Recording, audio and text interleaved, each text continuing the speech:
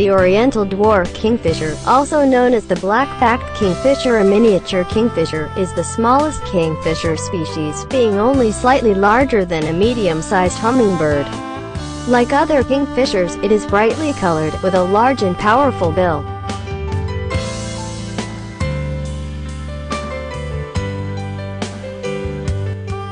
Distribution, range.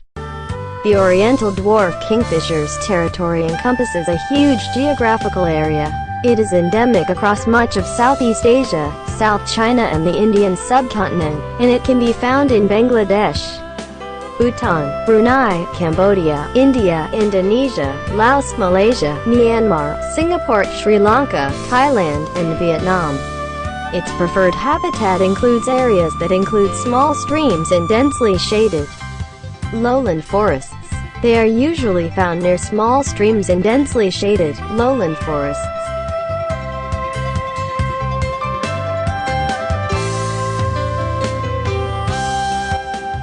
Description: the Oriental Dwarf Kingfisher is the most brightly colored and the smallest of all kingfisher species, measuring only between 5 to 5.5 inches, 13 to 14 centimeters in length, including bill and tail, and weighs about 0.5 ounces or 14 grams.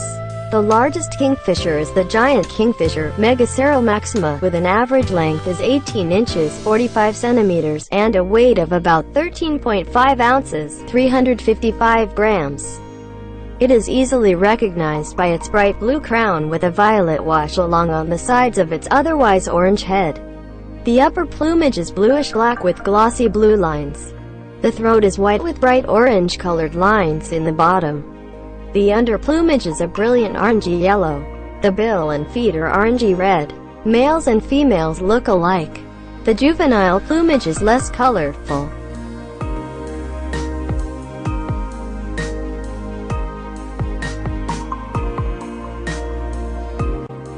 Diet: feeding.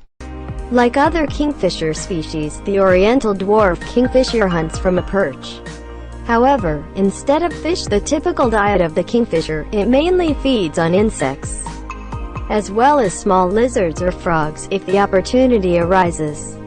Before eating lizards or frogs, it kills them by holding them in the beak and continually hitting them against a stone or tree stump. Kingfishers are highly territorial birds.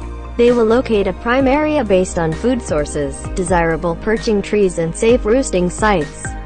Like most birds, they will search for their food in the mornings and evenings. If the weather is cooler, they will also hunt for food during midday. Cleanliness is important to kingfishers.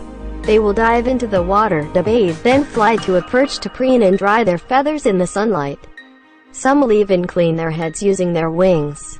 They will utilize a branch to clean their impressive bills, keeping them in excellent condition by scraping them back and forth.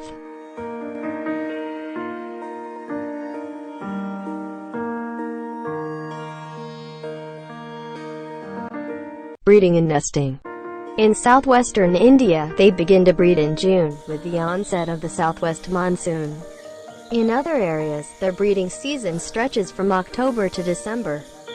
The nest is a horizontal tunnel or burrow on a bank up to a meter in length. The nests are constructed by both males and females. They will take turns burrowing out a tunnel with their feet, and then they will hollow out a narrow chamber at the end of the tunnel in which to lay their eggs.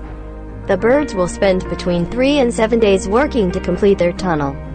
Some birds attack their work sites so forcefully that they have fatally injured themselves as they fly into the tunnels during these excavations. Nests constructed in hard, less penetrable ground will have tunnels that are shorter than those dug into sand or soft soil. Kingfishers are fiercely territorial in defense of their nests. The clutch usually consists of 3 to 6 eggs, which are incubated by both the male and female for about 17 days. The chicks are fed with geckos, skinks, snails, frogs, crickets and dragonflies.